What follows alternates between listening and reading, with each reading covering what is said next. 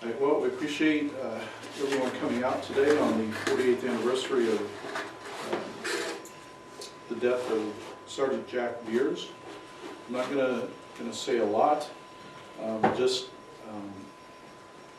you know, if you read his Distinguished Service Cross citation, it doesn't really tell the whole story.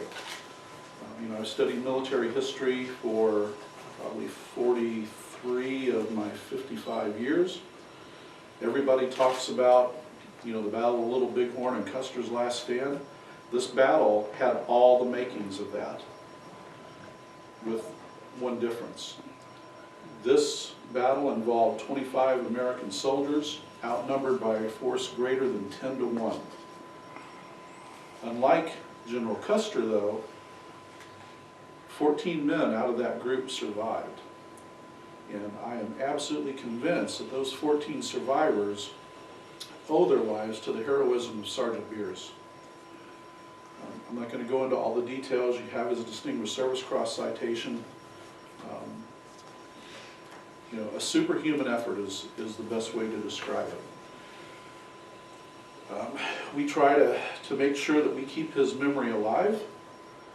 And one of the ways that we're thankful that we're going to be able to do that today is through the Honor and Remember Inc. that Tom is here to represent. I requested the flag for Catherine a few months back. As you can imagine, there's a waiting list. So I'm very happy that you were able to do that, and I'm particularly grateful that you help keep the memory of our Gold Star families, you know, out in the public eye. Because far too often, you know, when we fight a war, everybody wants to get their flag out and wave it, and, you know, by God, we're going to do everything we can. But then when it starts to wind down, the veterans and their families fade into the background till the next time somebody needs to come to the rescue. So, you know, we do our part to keep the memory of our veterans and our military history alive. You're certainly doing a great job. And with that, I will turn it over to you. This isn't a huge crowd. My name's Tom Mitchell. I'm the Ohio Chapter Director of an organization named Honor and Remember. Our organization was founded by a Gold Star father named George Lutz, who lost his son Tony in Iraq in December of 2005. And one of the things that George did after he became a Gold Star father is he went and talked to hundreds of other Gold Star families. And all of those talks all came back to the exact same theme. These families are afraid that their loved ones will be forgotten, that their sacrifices will be forgotten.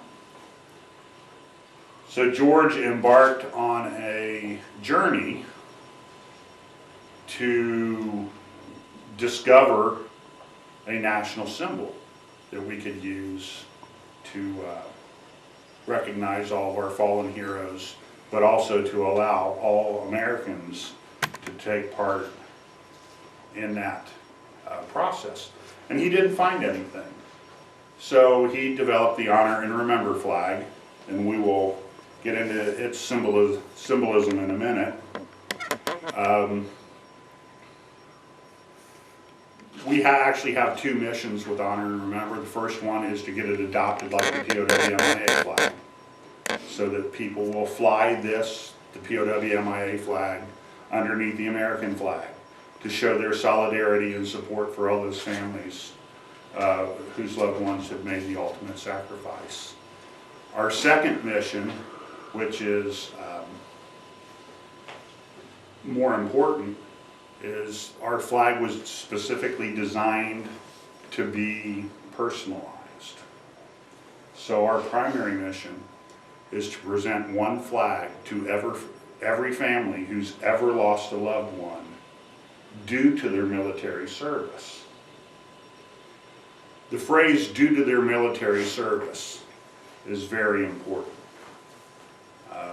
As we can see with our war on terror, what happens when one of our young men or young women die in battle, there's a big public swelling of support. We have Patriot Guard riders, people help, bring the young man or woman home. They help you know, with the putting the presentations together. They help with the funerals, and there's a lot of community support. What happens 6 months down the road? 6 years down the road? 48 years down the road? You know, the community comes together for a couple weeks to help celebrate that hero's life and sacrifice. The goal of Honor and Remember is a lifetime commitment. I will die 40 years from now, hopefully, doing the exact same thing I'm doing today, which is presenting another Honor and Remember flag to the family of an American hero, letting them know that their loved one will never be forgotten. To me, it is a lifelong calling. The presentation of the flag, the symbolism of the flag, the red of the flag represents the blood that has been sacrificed over the 244-year history of our country. The white of the flag stands for the purity of that sacrifice, because there's no greater sacrifice one can make than to give their life for that of another. And we've lost 1.2 million Americans in our struggle to remain free in 240 years, and they all died for Tom Mitchell. They didn't know who they were dying for at the time, maybe, and I didn't know them, but they each gave their lives for every one of us. That's a sacrifice that needs to be remembered. The blue star in the middle of the flag is taken from the Blue Star banner that came into existence during World War I, where a family would hang a banner in their window with a blue star in it, on it, to show the community that they had a loved one in the fight. The gold star put on top of the blue star comes from the Gold Star banner, where a family that had suffered a loss would take a gold star and pin it over top of the blue star on the banner in their window to show the community that they had lost their loved one. The eternal flame represents the spirit that's been lost to us here, but will remain in our hearts and our minds as long as we tell our hero stories. The folded American flag represents the flag that's given to each family on behalf of a grateful nation. The flag that Jack pledged allegiance to, the flag he wore on his uniform, and the flag that accompanied him home on his final journey. And the words honor and remember across the bottom of the flag, taken from a speech by President John F. Kennedy, who stated, "A nation reveals itself not only by the men it produces, but by the men it honors, the men it remembers." And today, it is my humbling and great honor to present Kathy with Jack's personalized Honor and Remember flag.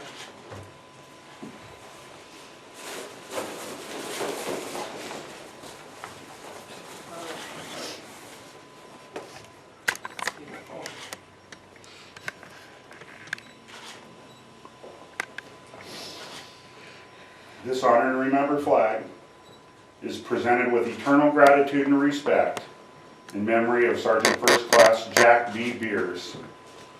With this flag, we honor this patriot's unwavering dedication and remember their selfless sacrifice. By displaying this symbol collectively as a nation, we humbly recognize the enormity of your loss and respectfully say thank you.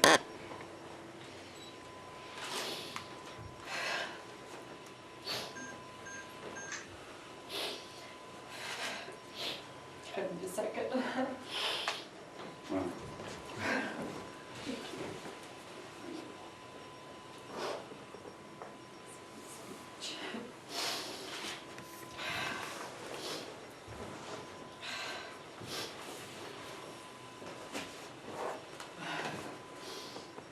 I didn't expect to do this bad. Just to start with.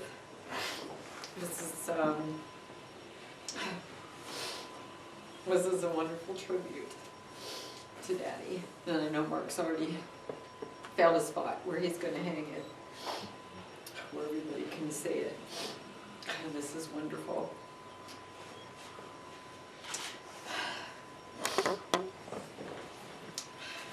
These are not American flags. They don't have the same flag code. Standing is behind there, obviously. If flown, this is a handmade flag. It's 7 layers thick in the middle. We live in Ohio, rather windy. If it's flown outside for special occasions, we love when our flags are flown. The personalized ones on special occasions, we do have other size screen print flags if people would like to get a flag and fly it around the clock underneath their American flag.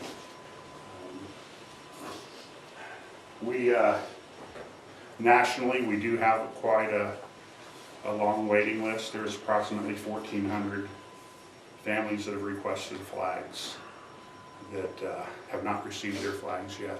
I'm the database administrator, that's why I know that. In Ohio, we try to keep our wait times down to about 6 months.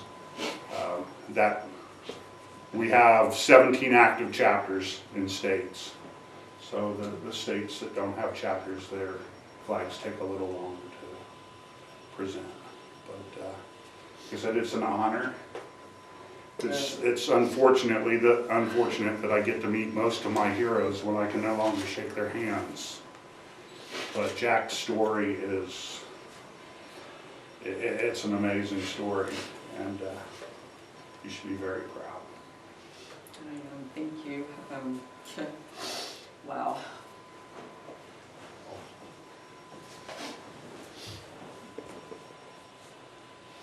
A couple of things that I wanted to share, and I have to look at this to remember. Let me go on this. Okay. There's a little teddy bear at the moment. Mark had said about, what did you say about something about the others surviving, that his fellow soldiers who had survived that.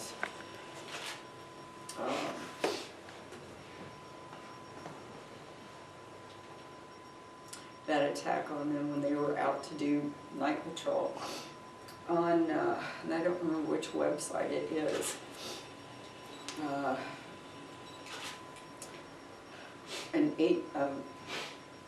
A soldier who was 18 years old at the time with Daddy in that. He said, he wrote that Daddy was like a father to him. He was the closest thing he ever had. And that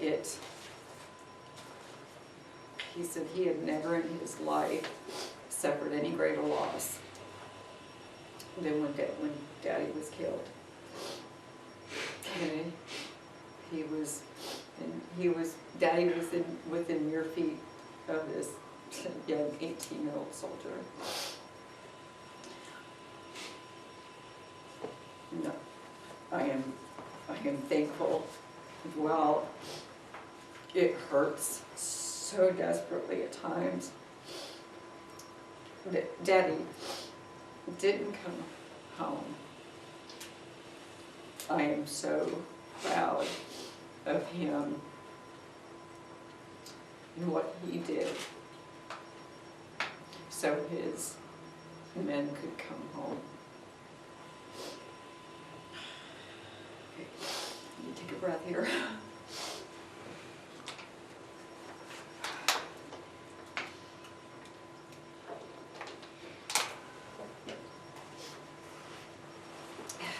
There were just a couple of things that I wanted to share.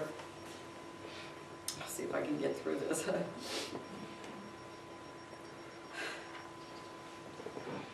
I have had the privilege to read Daddy's individual deceased personnel file. And I say privilege because Mark didn't want me to read it for the longest time, and I pretty much pleaded with him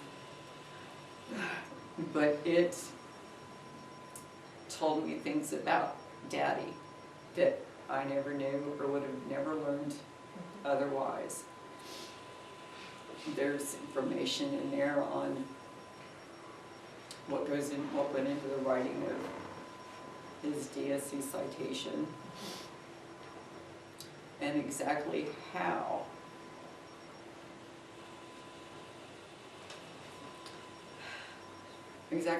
he was wounded and where he was wounded physically.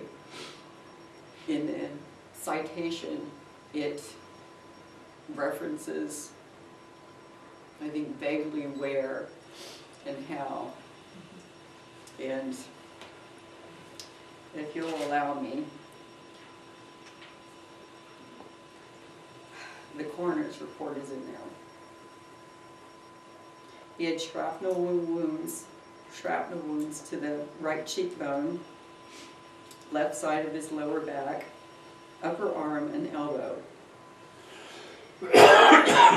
Penetrating wounds between the shoulder blades and the rear of his left neck.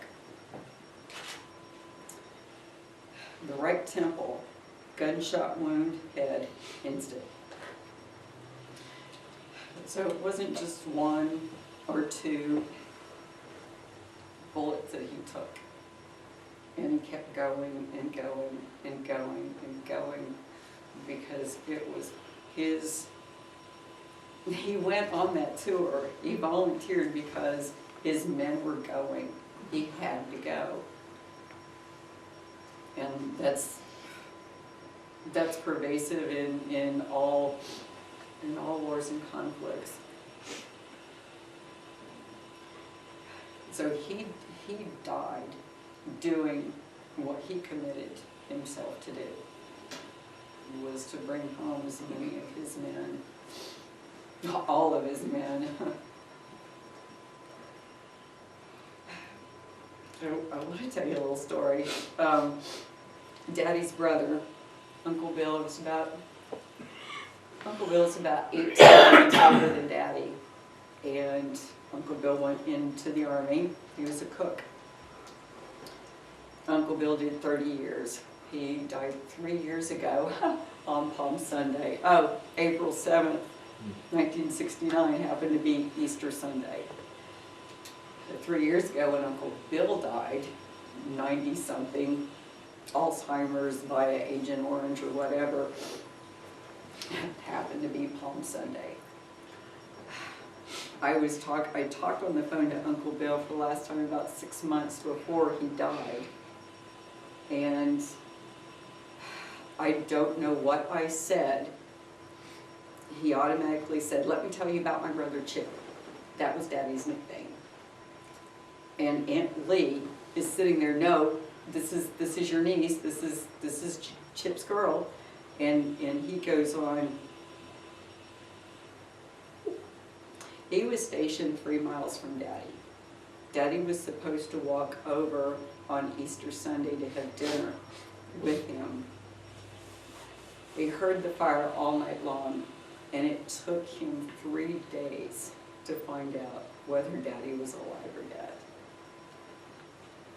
And he lived with that all his life till he died. It was just, I know he couldn't look at one of us and not cry and apologize and say how sorry he was. And I hated that he lived with that all his life. But that goes to just the extent of his love of his brother. A couple fun things. I was talking to Pat, and he said about Allentown. And I said, we used to go when I was young, up to the family reunions, and they were big. My father was an auctioneer at them. That's just so funny. It just made me think of that. I'd completely forgotten that. And we spent a lot of time down at the lakes, Kentucky and Cumberland, because Fort Campbell was right there. And I was telling Robert how I learned to swim underwater. he would just push me down on one of his legs and just push me through and pull me back up. And I could do that until he finally got tired. It was just so fun. We had so much fun camping and in spending time down at the lakes, and they're just an enormity of pictures, and I don't have them with me, they're at Mom's.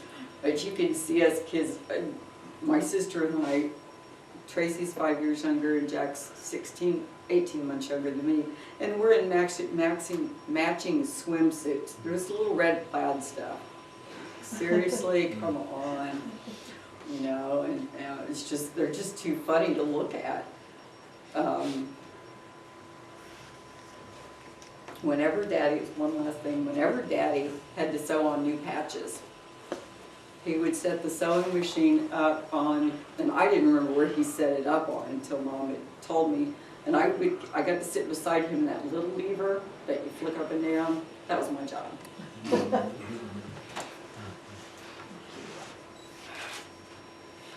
I want to close with something. When we were growing up, you know, and you're on post and tap sounds and you have to stop, I would cry. When I was in Air Force basic training, taps are playing, I am sobbing. When I got caught outside going from duty to home, especially out walking it, and taps would play, I can't hear that without, and somewhere along the way I had memorized the last two lines of the first stanza, but I went and looked it up, and I'll close with this. Day is done, gone the sun, from the lake, from the hill, from the sky. All is well, safely rest, God is nigh. Thank you.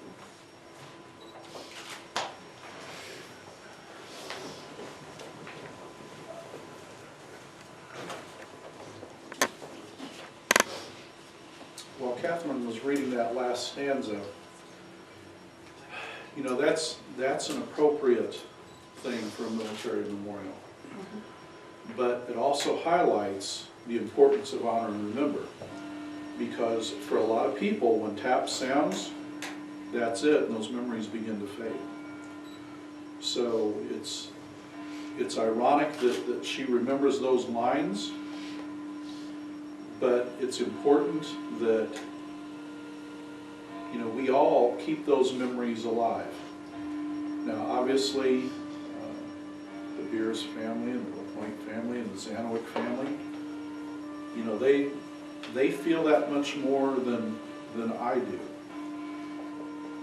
But we have an obligation to them to support them and to keep those memories alive. For those of you who don't know, Cindy's husband was killed about 2 months after Catherine's father was a Medal of Honor recipient. Mr. Zanowick's son was killed in the Marine Corps in Afghanistan in 2011. And, you know, as time goes on, those memories will remain strong within the families. But unfortunately, amongst the rest of the country, the people who rest beneath the blanket of defense that these people died for will begin to forget. So when you leave here today, I encourage you to help keep those memories alive, even if you just say a few thoughts at the end of the day. Now, for these families, it was painful, but they have some closure. Carolyn's uncle is still missing in action. And because he was lost in deep water, that family will probably never have closure. So, again, I appreciate everybody coming out. I certainly appreciate you coming up with the flag and for everything you do for all the other Gold Star families. But please, leave here today, take those memories with you, help keep them alive. So that will conclude our ceremony. On the librarian's desk, Mark and I put together 2 binders, Memories of Daddy. One is dedicated